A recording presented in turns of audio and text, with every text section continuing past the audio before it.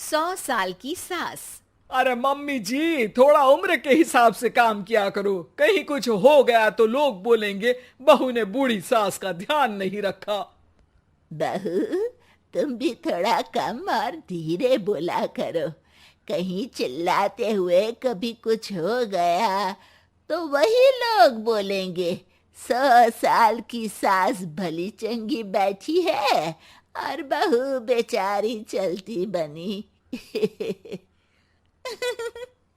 वैसे मम्मी जी, दादी बिल्कुल ठीक बोल रही हैं। हैं? क्या ठीक बोल रही है? वो जो कुछ भी बोले वो सास है, पर तुम क्यों बोल रही हो? बहू होकर सास से जुबान लड़ाओगी क्या? ऐसा बोलते हुए निर्मला को धसका उठ जाता है। कहा था ना, मत चिल्ला मत चिल्ला। तुझे बिना सास और बहू से जुबान लड़ाए बिना शांति नहीं मिलती। अरे माँ, दादी की बात सुन लिया करो, तुम्हारे भले के लिए बोलती है ना। अरे कोई भला नहीं, इन्हें बस मुझे परेशान और शो ऑफ करने का शौक है। हाँ। चल झूठी। इस परिवार में 3 पीढ़ी की औरतें रहती है, जिनका हर समय कोई ना कोई अलग ड्रामा चलता ही रहता है, जिससे और किसी का पता नहीं, लेकिन सूरज बहुत परेशान रहता है। माँ, पियाली और दादी, आप तीनों के पास एक दूसरे को सास बहू वाले ताने देने के अलावा कुछ काम हो या नहीं, पर मेरे पास जरूर है। इसीलिए पियाली, जरा लंच ले आओ, मुझे ऑफिस भी जाना होता है। इस पर पियाली सूरज को लंच देती है और वो ऑफिस चला जाता है, जिसके बाद तीनों एक बार फिर अपनी बातों या कह लो कि नोक-झोंक में लग जाती हैं। इसी में दिन बीत जाता है। रात को सूरज के साथ उसके दोस्त भी खाने पर आते हैं। पियाली, मेरे कुछ दोस्त आए हैं। सॉरी, अचानक प्लान बना तो बता नहीं पाया। तुम जल्दी से डिनर बना दो ना। अरे वाह रे आलसी माँ की आलसी बेटी, पहले बिना बताए दोस्तों को घर ले आओ, फिर बोलो जल्दी से डिनर बना दो। इतनी जल्दी है तो खुद बना लो। अरे माता, सब बाद में दिखा देना, अभी खाना बना दो ना प्लीज। ऐसा बोल के सूरज दोस्तों के पास जाकर बैठ जाता है और पियाली डिनर की टेंशन में अपनी सास के पास पहुंच जाती है, जो अपने कमरे में आराम कर रही होती है। मम्मी, सूरज अचानक दोस्तों को घर ले आए हैं, क्या करूं अब? कुछ ऐसा बताओ ना जो जल्दी बन जाए और सर्व करते हुए भी अच्छा लगे। अरे रेस्टोरेंट से मंगा ले, दोबारा परेशान मत करना, सोने दे मुझे। इतने में दादी सास भी वहां आ जाती है। वाह, आलसी का आइडिया भी उसी की तरह बेकार है। कोरोना में बाहर से खाना मंगाएंगे। बहू, तुम सो ही जाओ, वही काम अच्छे से कर सकती हो। चल पियाली, मैं बताती हूँ क्या करना है।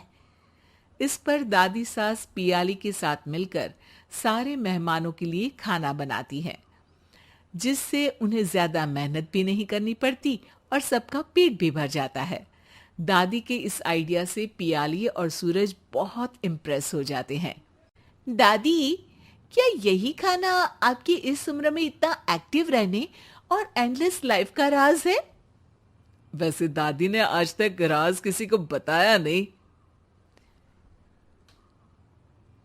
इन्होंने ससुर जी तक को नहीं बताया, तभी तो वो ऊपर पहुंच गए और ये अभी तक यही है।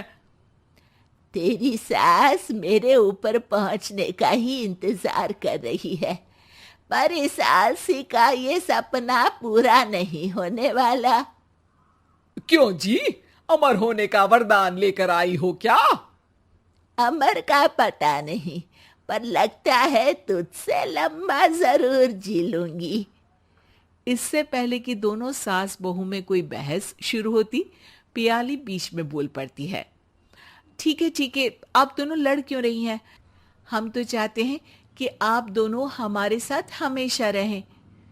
पियाली की बातों पर दोनों शांत हो जाते हैं और उनकी लाइफ पहले जैसे चलने लगती है, जहां दादी सुबह जल्दी उठकर कुछ न कुछ काम करते हुए पूरा दिन बिताती है, तो वहीं निर्मला और पियाली लेट उठने से लेकर धीरे धीरे आलस में काम करना और जब मर्जी सो जाने से अपना दिन बिताती हैं।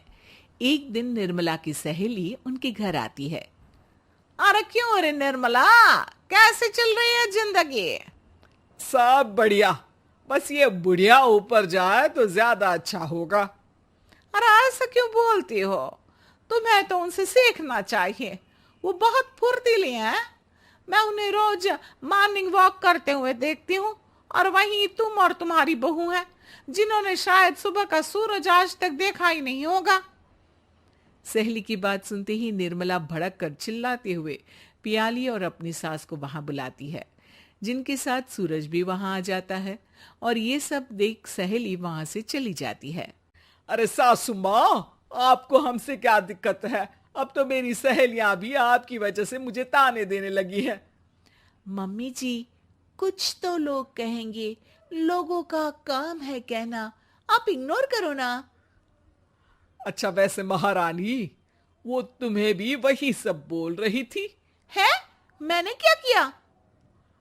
अरे किलस क्यों रही हो? अब तो समझो और अपना लाइफस्टाइल सुधारो। ओ मोरी मैया, अब हमारा लाइफस्टाइल भी खराब हो गया क्या? आपका तो हाई फाई है ना, बस उतना ही ठीक है। तुम लोग हमेशा पूछते हो ना कि मेरी इस उम्र और अभी भी इतने एक्टिव रहने का राज क्या है, तो वो ये लाइफ स्टाइल ही है जिसे हाई फाई नहीं पर सिंपल कहते हैं। दादी, अब कहना क्या चाहती हो? यही कि मैंने अपनी जिंदगी में बहुत किताबें पढ़ी हैं, जिनमें एक किताब से मुझे ये समझ में आया कि हम कितने गलत तरीके से जिंदगी जीते हैं। उसी के बाद मैंने एक अच्छे जीवन के लिए इकिगाई रूल अपनाया, जिसका मकसद तो सिर्फ अच्छा जीवन जीना था। इतना लंबा कैसे जी गई मुझे खुद अचंभा होता है। ओह, तो मतलब आप मुझे परेशान नहीं करती थी? वो तो आप करती हैं। वैसे ये इकिगाई क्या है? थोड़ी रिसर्च खुद भी कर लो आलसियों, सब मैं ही बता दूं क्या?